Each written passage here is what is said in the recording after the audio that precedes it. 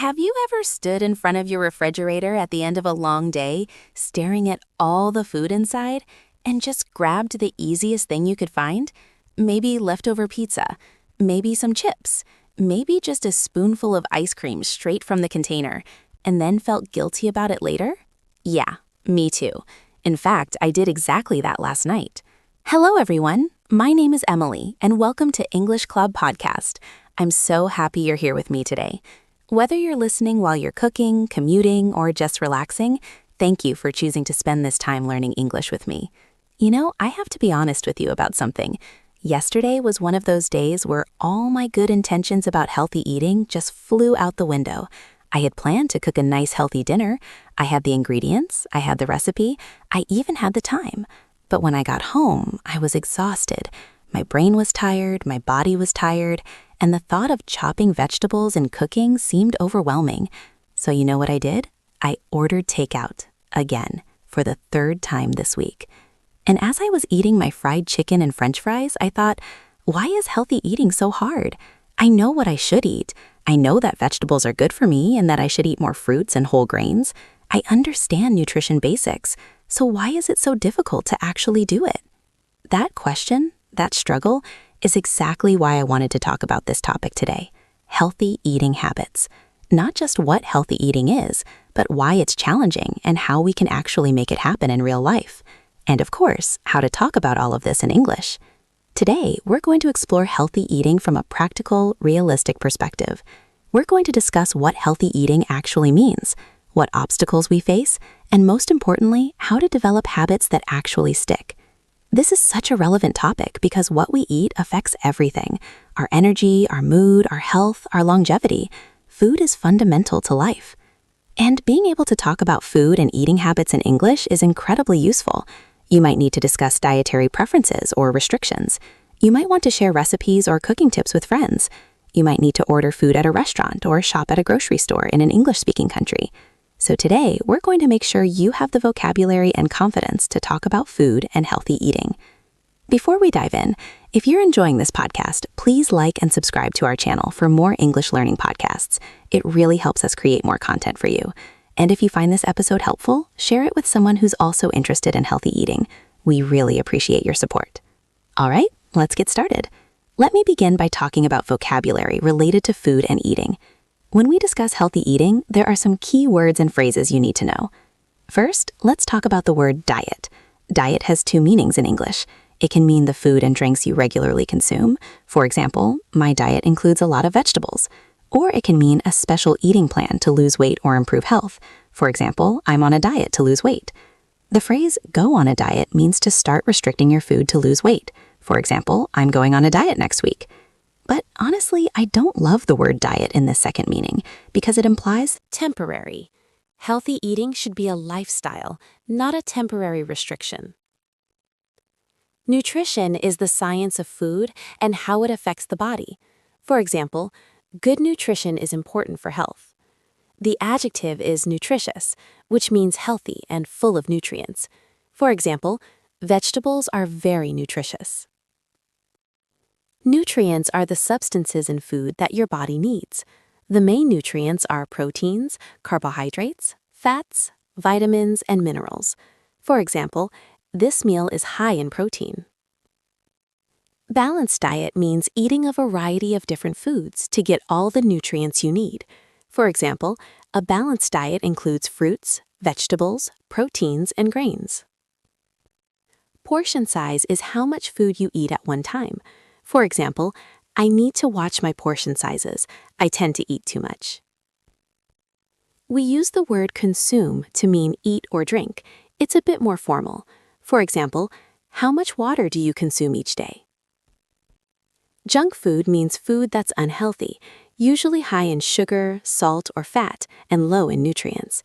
For example, I eat too much junk food when I'm stressed. Processed food is food that's been changed from its natural state, usually with added chemicals or preservatives. For example, try to avoid heavily processed foods. Whole foods are foods in their natural state, not processed. For example, fruits and vegetables are whole foods. Organic means grown without synthetic pesticides or chemicals. For example, I try to buy organic vegetables when possible. Let me give you some example sentences using this vocabulary. I'm trying to improve my diet by eating more vegetables. Good nutrition is essential for maintaining energy throughout the day. A balanced diet includes proteins, carbohydrates, and healthy fats. I need to reduce my portion sizes because I tend to overeat. Junk food might taste good, but it's not good for your health. Whole foods are better for you than processed foods. She only eats organic fruits and vegetables. See how these words work together? They help us talk about food and eating in a clear, natural way. Now, let me share some personal stories about my own journey with healthy eating. I think this will help you see how these concepts play out in real life. I grew up in a family where food was love. My mom showed affection by cooking big meals. Family gatherings always centered around food. And the food was delicious, but not always healthy. Lots of fried foods, rich sauces, big portions, and sweet desserts. As a child, I didn't think much about nutrition. I just ate what tasted good. But when I became an adult and started living on my own, I realized I had never really learned how to eat healthily. I knew how to cook the rich, heavy foods my mom made, but I didn't know how to plan balanced meals or choose nutritious options. My first few years living alone, my eating habits were terrible. I would skip breakfast because I was rushing to work. I would eat whatever was convenient for lunch, usually fast food or takeout, and for dinner, I'd often just eat cereal or instant noodles because I was too tired to cook. I felt tired all the time. I had no energy, I started gaining weight, and I knew my eating habits were the problem, but I didn't know how to change them. The turning point came when I went to the doctor for a checkup. My doctor told me my cholesterol was high, my blood pressure was borderline high, and if I didn't make changes, I was heading towards serious health problems. That scared me. I was in my 20s. I was too young for these health issues. So I decided to get serious about healthy eating. But let me tell you, it was not easy. My first mistake was trying to change everything at once. I went from eating junk food every day to trying to eat perfectly healthy overnight. I cut out all the foods I enjoyed. I forced myself to eat salads for every meal. I was hungry and miserable all the time. Unsurprisingly, this didn't last. After about 2 weeks, I gave up and went back to my old eating habits. I felt like a failure. I thought, I can't do this. Healthy eating is too hard. Can you relate to this experience? Have you ever tried to change your eating habits and struggled? Let me tell you what I learned from that failed attempt and how I eventually found a better approach. The key insight was this: sustainable healthy eating isn't about perfection. It's about making better choices most of the time. It's not about eliminating all the foods you love. It's about balance and moderation. Instead of trying to overhaul my entire diet overnight, I started making small changes, just one at a time. My first change was adding breakfast.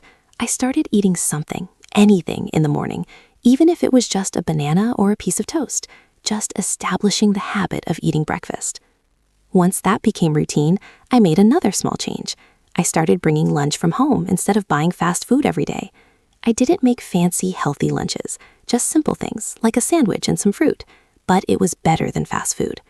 These small changes didn't feel overwhelming, and slowly I started noticing differences. I had more energy, I felt better, and that motivated me to make more changes. This gradual approach worked so much better for me than trying to be perfect all at once, and it's an approach I still use today. I'm not perfect with my eating. I still have days like yesterday where I eat takeout and junk food, but most days I make reasonably healthy choices, and that's good enough. What approach have you tried with healthy eating? What's worked for you and what hasn't? Now, let me teach you some phrases for talking about eating habits and food choices. These expressions will help you discuss food naturally in English.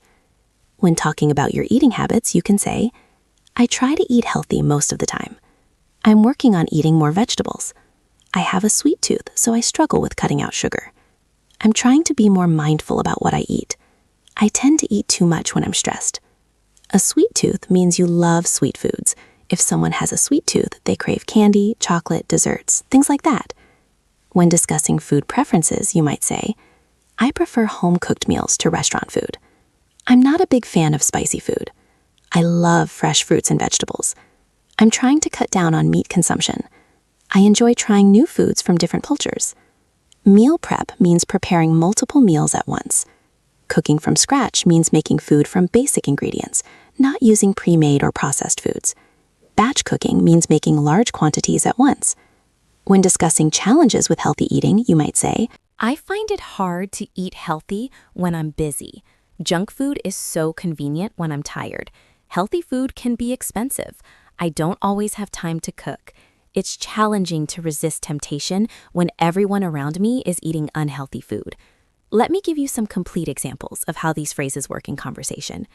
I'm trying to eat healthier, but it's challenging. I have a sweet tooth, so cutting down on sugar is really hard for me. I'm taking it slow, just trying to reduce my sugar intake gradually rather than eliminating it completely. I started meal prepping on Sundays, and it's made such a difference. I cook several healthy meals at once and portion them out for the week. It means on busy weekdays, I have healthy food ready to go instead of ordering takeout. I'm not a big fan of salads, which makes eating vegetables challenging, but I'm learning to cook vegetables in different ways that I actually enjoy. Roasted vegetables, stir-fried vegetables, vegetable soups. Finding preparation methods I like has helped. See how these phrases create natural conversations about food and eating? Now, let me talk about what healthy eating actually means. There's so much conflicting information out there. One diet says carbs are bad, another says fat is bad. One expert says eat lots of protein, another says go plant-based. It's confusing. Here's what I've learned. Healthy eating isn't about following strict rules or the latest diet trend.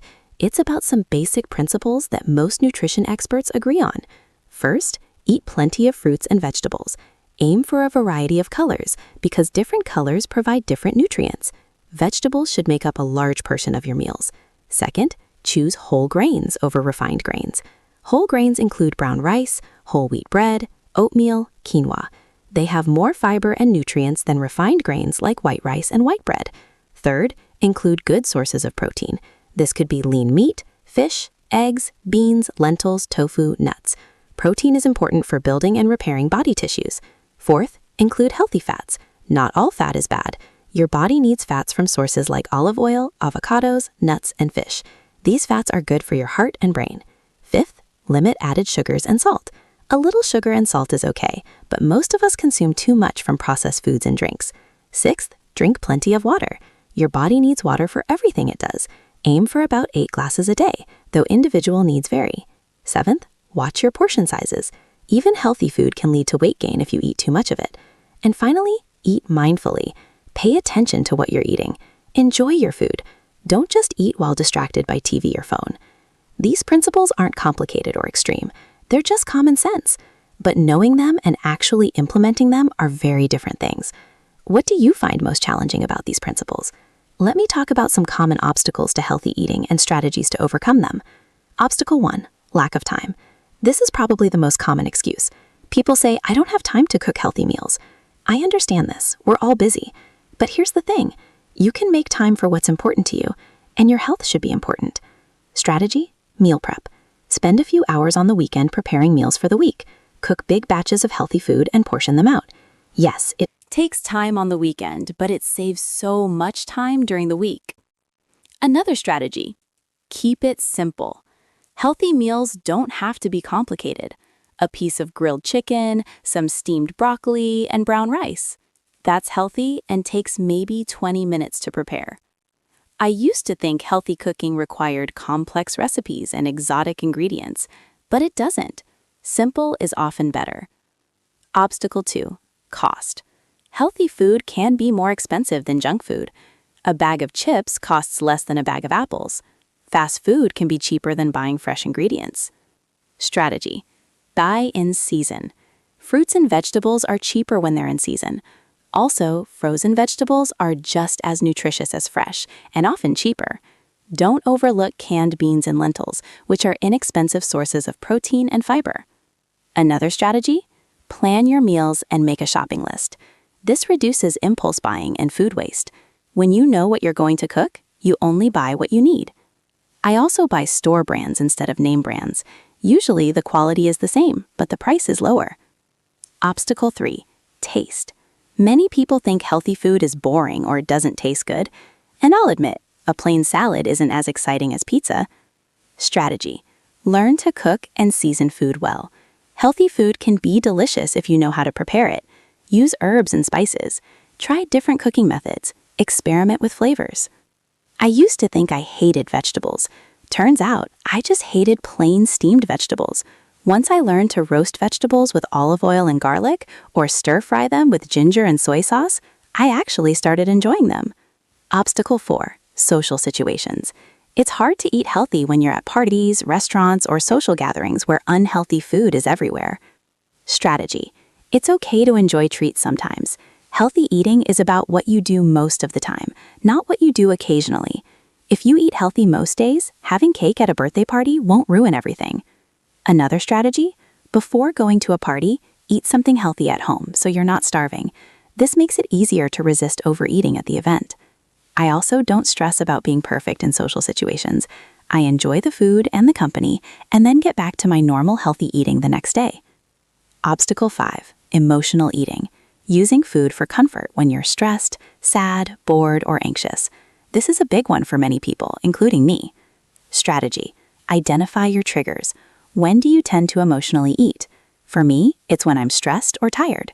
Once you know your triggers, you can plan alternative coping strategies. Instead of reaching for ice cream when I'm stressed, I try to go for a walk, call a friend, or do some deep breathing. These strategies address the actual problem, stress, rather than just masking it with food. This is still something I struggle with, but awareness is the first step. What obstacles do you face with healthy eating? What strategies help you? Now let me talk about the difference between short-term diets and long-term lifestyle changes. This is so important to understand. Many people approach healthy eating as a temporary diet. They think, I'll eat healthy for a month to lose weight, and then I'll go back to normal. But this approach doesn't work for lasting change. When you go on a strict diet, you might lose weight initially, but as soon as you stop the diet and return to your old eating habits, the weight comes back. This is called yo-yo dieting, and it's frustrating and unhealthy. The alternative is to think of healthy eating as a permanent lifestyle change, not something you do temporarily, but a new way of living. This requires a different mindset. Instead of asking, how can I lose 10 kilograms in 1 month? Ask, how can I develop eating habits that I can maintain for the rest of my life? This shift in thinking changes everything. It means you don't need to be perfect. You don't need to eliminate all treats. You just need to make better choices most of the time. It means you focus on building sustainable habits rather than following strict rules. It means you're patient with yourself and with the process. Lasting change takes time. I've tried both approaches. I've done short-term restrictive diets, and I've worked on long-term lifestyle changes. The lifestyle approach is harder in some ways because it requires patience and consistency, but it's also easier because you're not constantly depriving yourself. And most importantly, it actually works long-term. Have you thought about the difference between dieting and lifestyle change? Which approach appeals to you more? Let me share some practical tips for developing healthy eating habits that actually stick. Tip 1. Start small. Don't try to change everything at once. Pick one small, achievable change and focus on that until it becomes a habit. Then add another change. For example, maybe your first change is drinking a glass of water first thing every morning. That's it. Just that one small habit. Once that's automatic, add another change, like eating a piece of fruit with breakfast. Small changes are sustainable. Big, dramatic changes usually aren't. Tip 2. Focus on adding, not just subtracting. Instead of thinking about all the foods you need to eliminate, think about healthy foods you can add. Instead of, I need to stop eating junk food, think, I'm going to start eating more vegetables. When you fill up on nutritious food, you naturally have less room and desire for unhealthy food. This positive framing makes the whole process feel less restrictive and more enjoyable. Tip 3. Prepare your environment for success. If your kitchen is full of junk food, you'll eat junk food. If your kitchen is stocked with healthy options, you'll eat healthier. I don't keep ice cream or chips in my house because I know if they're there, I'll eat them. But I always have fruits, vegetables, nuts, and other healthy snacks available. Make the healthy choice the easy choice. Tip 4. Plan ahead. Don't wait until you're starving to figure out what to eat. By that point, you'll just grab whatever is fastest, which is usually not the healthiest option. Plan your meals for the week. Do grocery shopping once a week. Prep ingredients in advance. Having a plan removes the stress and uncertainty of figuring out what to eat every day. Tip 5. Learn to cook. You don't need to become a gourmet chef, but basic cooking skills are essential for healthy eating. When you can cook, you have control over ingredients and portion sizes. I learned to cook through YouTube videos and simple cookbooks.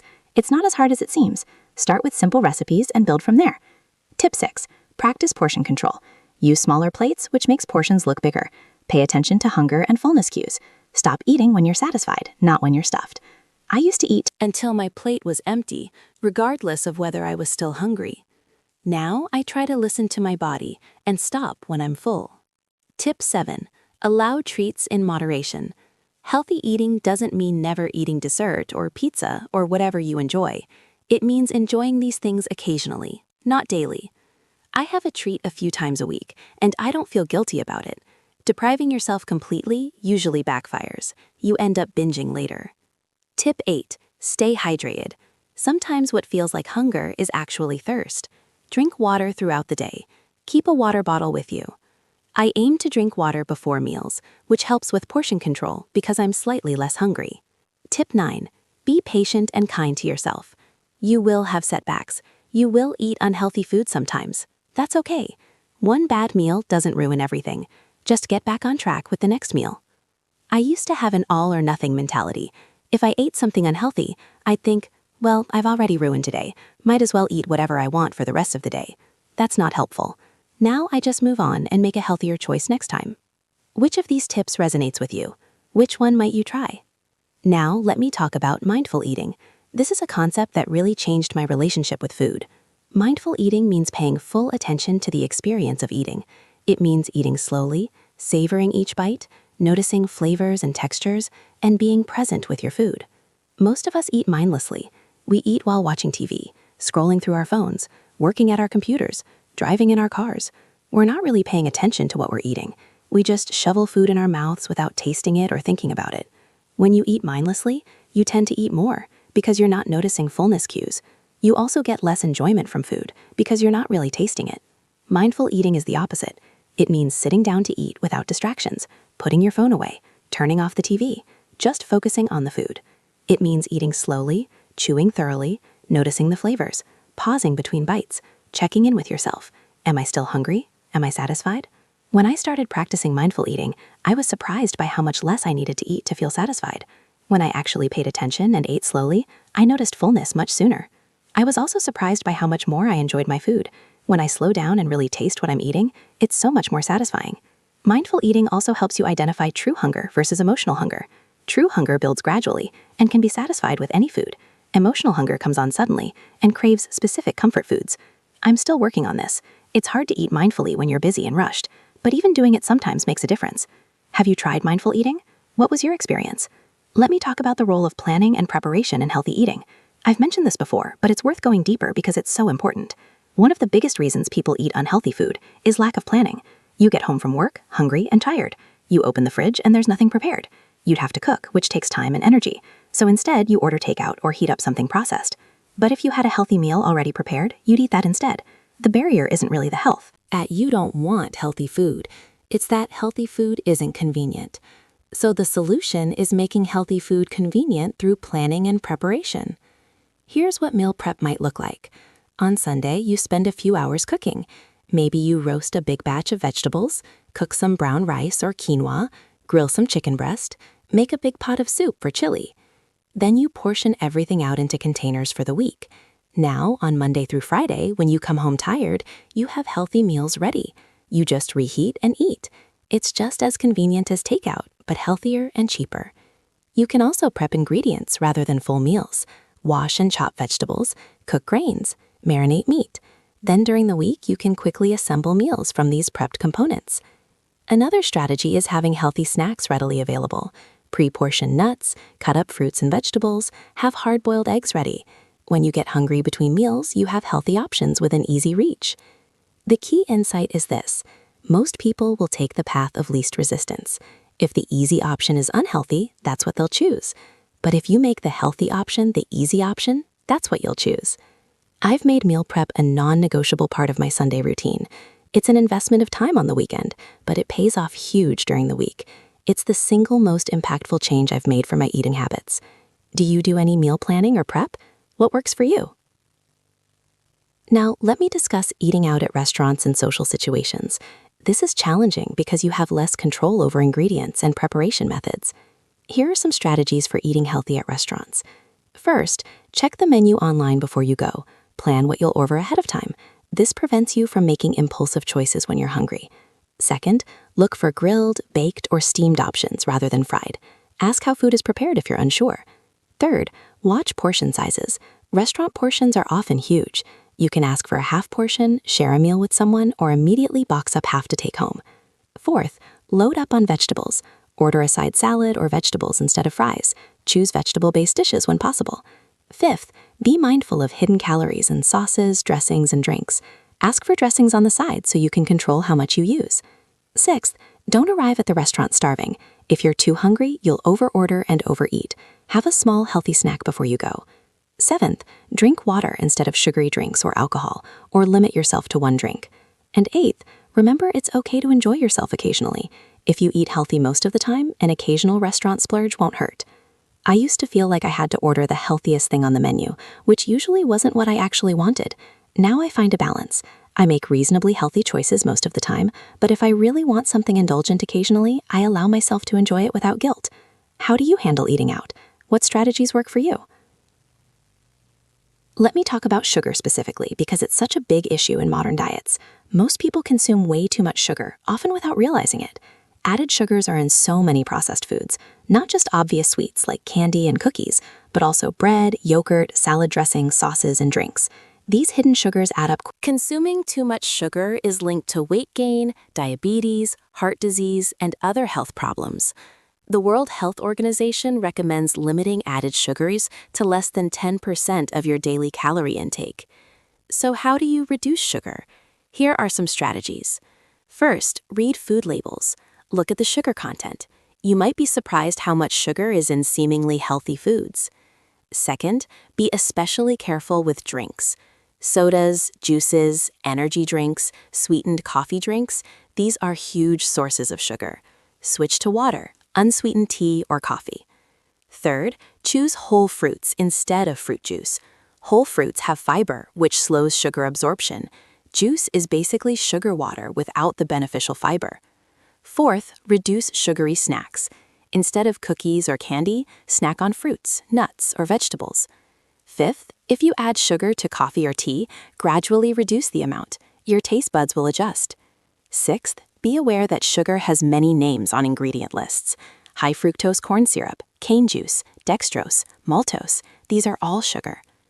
I had a major sugar habit. I added sugar to my coffee, drank soda regularly, and snacked on candy frequently. Cutting back was hard at first. I had cravings. But after a few weeks, my taste buds adjusted. Now, things that I used to enjoy taste too sweet to me. Reducing sugar intake is one of the most impactful changes you can make for your health. How much sugar do you consume? Have you tried reducing it? Now let me talk about the connection between eating and emotions. For many people, food is tied to feelings and emotions, not just physical hunger. We eat when we're happy to celebrate. We eat when we're sad for comfort. We eat when we're stressed to soothe ourselves. We eat when we're bored for entertainment. Food becomes a way to deal with emotions. This is called emotional eating, and it can sabotage healthy eating efforts. Because when you're eating for emotional reasons rather than hunger, you're not thinking about nutrition or portion control. You're just trying to feel better. I'm definitely an emotional eater. When I'm stressed, I crave comfort food, usually something sweet or carb-heavy. When I'm sad, I want ice cream. When I'm anxious, I mindlessly snack.